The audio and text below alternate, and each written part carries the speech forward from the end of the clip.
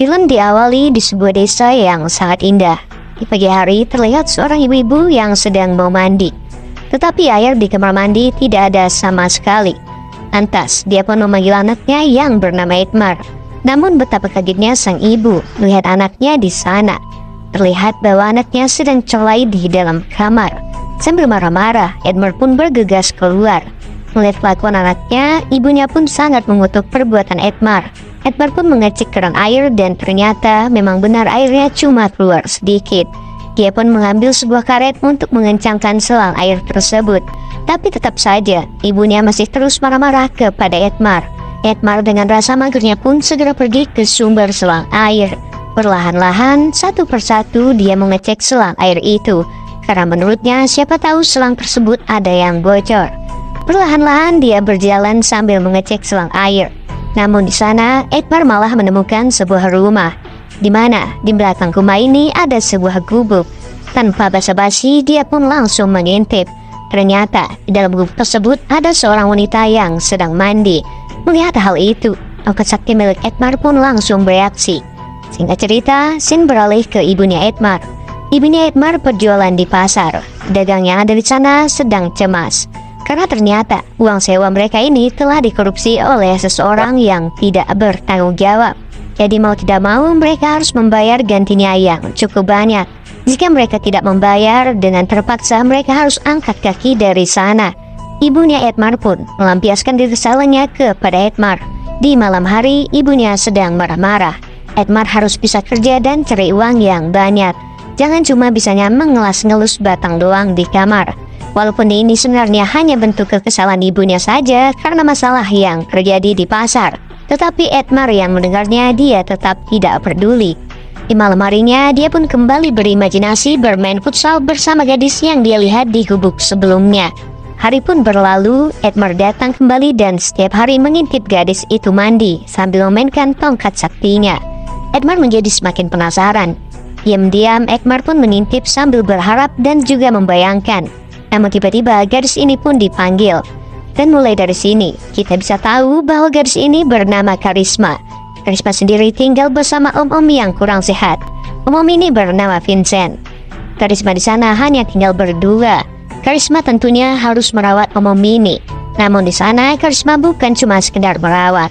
Karisma di sana juga harus memberikan layanan bermain futsal secara gratis. Bukannya melawan, Karisma malah senang bisa memberikan apa yang omnya itu inginkan.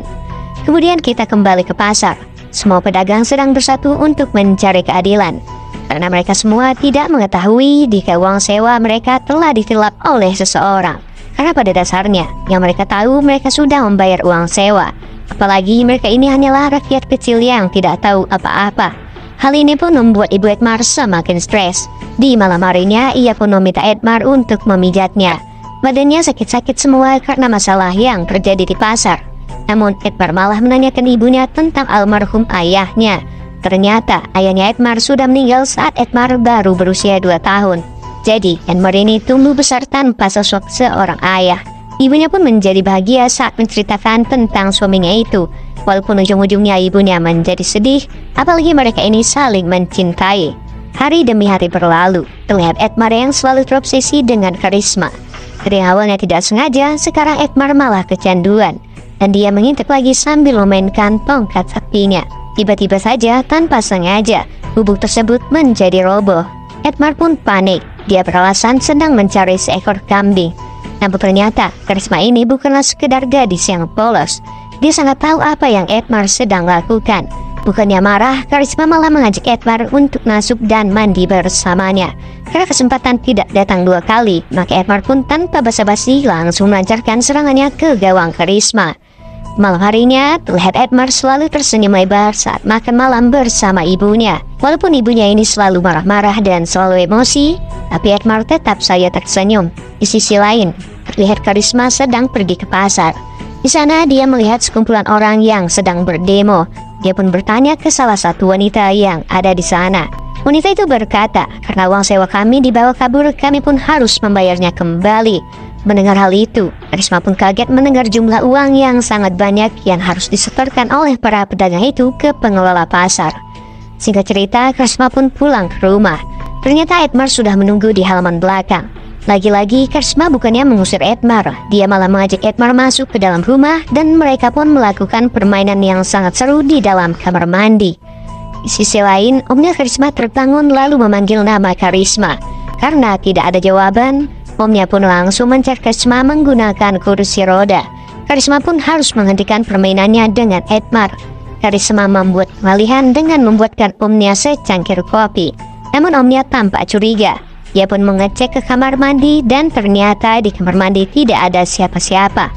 Dan ternyata Edmar telah bersembunyi di balik pintu. Saat ada kesempatan, Edmar pun kabur secepat mungkin dari sana. Edmar pun pulang ke rumah dengan rasa kecewa. Tapi yang namanya rezeki tidak lari kemana. Jadi Edmar ini punya teman sebaya yang sangat menggoda. Temannya ini sangat suka membantu ibunya Edmar menghias kukunya. Dan kebetulan wanita ini suka padanya. Dia pun mengajak Edmar untuk bermain futsal. Tapi anehnya Edmar sempat menolak diajak untuk bermain futsal. Namun pada akhirnya dia merasa ini kesempatan untuk melampiaskan keinginan yang tertunda kepada Karisma. Mereka pun akhirnya bermain futsal dengan sangat sengit. Tapi lagi dan lagi sepertinya ini bukan hari keberuntungan bagi Edmar, di mana ibunya tiba-tiba saja pulang. Walaupun gagal, tapi wanita ini tetap merasa bahagia. Singkat cerita, malam pun tiba. Hujan deras sudah membuat Edmar putus asa. Bayang-bayang Karisma selalu saja menghantui kepala Edmar. Dia pun malah mengambil jaket dan bergegas ke rumah Karisma. Di malam ini, ternyata Karisma lagi bersenang-senang dengan omnya. Kelihatannya sangat brutal dan omnya hanya bisa geleng-geleng kepala sambil diulek-ulek oleh Karisma. Begitu juga dengan Edmar yang lagi senyum senang karena dia sudah tahu gimana rasanya gawang dari Karisma. Karena umur yang sudah tidak mendukung, akhirnya Om Vincent pun tepar.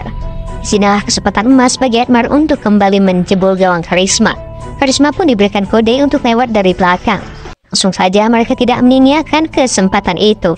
Apalagi Karisma sangat suka jika gawangnya dijebol berkali-kali. Setelah itu, Edmar langsung buru-buru pulang ke rumahnya. Dan ternyata ibunya menunggunya pulang. Karena tidak biasanya Edmar pergi tengah malam begini. Singkat cerita, terlihat ada seorang pengacara tampan dan gagah bernama Jimmy yang sedang membantu Om Vincent. Om Vincent berencana akan memberikan harta warisannya kepada Karisma. Jimmy pun sebagai pengacara membantu agar hal tersebut berhasil terwujud. Dari sini kita tahu bahwa Karisma adalah anak angkatnya Om Vincent.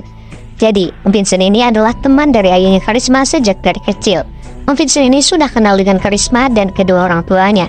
Namun saat Karisma masih kecil, orang tuanya harus berpindah alam karena kecelakaan. Oleh karena itulah, Karisma diasuh sama Om Vincent. Om Vincent sendiri sudah berpisah dengan istrinya sehingga saat ini mereka hanya tinggal berdua. Jadi, Om Vincent dan Karisma ini tidak ada hubungan darah sama sekali. Singkat cerita, di sore hari terlihat Karisma yang sedang bermain ke rumah Edmar. Edmar pun langsung buru-buru keluar untuk menemui Karisma agar tidak ketahuan oleh ibunya. Karisma pun diajak ke dalam becak. Karena rasa semangat yang memuncak, mereka pun segera melakukan pertandingan futsal di situ.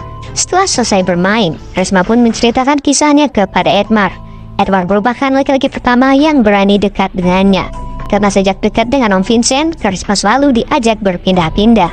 Sejak kecil, Karisma sudah benar-benar melayani Om Vincent. Awalnya Karisma merasa takut dan merasa aneh. Namun lama-kelamaan, Karisma pun merasa candu dan ketagihan. Hari pun terus berlalu. Edmar dan Karisma pun selalu bermain futsal di saat Om Vincent sedang tidur. Namun pada malam itu, Om Vincent terbangun setelah mendengar suara Karisma. Om Vincent penasaran, dan ternyata benar saja dia melihat Edmar bermain dengan Karisma. Edmar pun langsung kabur dari sana. Karisma yang tahu kalau apa yang dilakukannya salah, dia lalu meminta maaf kepada Om Vincent. Om Vincent pun dengan senang hati mempersilahkan Karisma jika memang Karisma mau hidup bersama Edgar. Karisma boleh meninggalkan Om Vincent sendirian daripada dia harus selalu berpura-pura. Namun Karisma tetap meminta maaf kepada Om Vincent dan berjanji tak akan mengulanginya lagi. Di sisi lain, Edmar kabur tanpa menggunakan apapun ke rumahnya. Ibunya Edmar pun bingung melihat anaknya seperti itu. Di keesokan harinya, Edmar yang belum kapok datang kembali ke rumah Karisma. Namun seketika, Edmar pun harus menelan ludah karena melihat Karisma yang lagi dijebol gawangnya oleh Om Vincent. Edmar sebenarnya mempunyai suatu rencana. Namun, ia kembali didatangi wanita teman ibunya itu. Namun karena hati Edmar cuma buat Karisma, dia pun menolak wanita tersebut. Pada malam harinya, Edmar diam-diam masuk ke rumah Karisma. Edmar sudah siap dengan membawa sebelah pisau. terlihat Edmar yang sudah kehilangan akal sehat. Dia berjalan dengan penuh marah, lalu masuk ke dalam kamarnya Om Vincent dan langsung menyerang Om Vincent. Namun Om Vincent masih bisa melawan. Di saat situasi yang sedang tegang itu, Karisma tiba-tiba datang dan langsung melepaskan sebuah peluru tepat di bagian pinggang Edmar. Tangisan teriakan dari Karisma tidak tertahankan lagi. Om Vincent ternyata tidak terselamatkan. Dengan keadaan yang tidak percaya, Karisma berjalan keluar rumah dan minta pertolongan. Akhirnya polisi pun datang dan Karisma pun dimintain keterangan. Di sisi lain, Edmar ternyata masih selamat. Dia dibawa ke rumah sakit. Sambil menangis, dia pun cuma bisa menyesali atas apa yang telah dia perbuat. Singkat cerita, karena Om Vincent sudah meninggal, warisan pun resmi jatuh kepada Karisma. Oleh karena itu, dia berbaik hati dengan melunasi uang sewa seluruh pedagang di pasar. Seluruh pedagang pun tersenyum bahagia dan berterima kasih. Padahal mereka tidak tahu kalau ini semua karena Karisma. Dalam wasiat terakhir Om Vincent, dia meminta Karisma dirawat oleh sang pengacara. Setelah itu, mereka terlihat hidup sangat bahagia. Sedangkan Edmar akhirnya harus masuk ke dalam jeruji besi dan tamat. Gitulah alur cerita dari film ini. Like jika kalian menyukai video ini, jangan lupa subscribe dan nyalakan notifikasinya. Semoga teman-teman suka ya sama alur ceritanya. Makasih banyak udah nonton dan sampai jumpa di alur cerita berikutnya.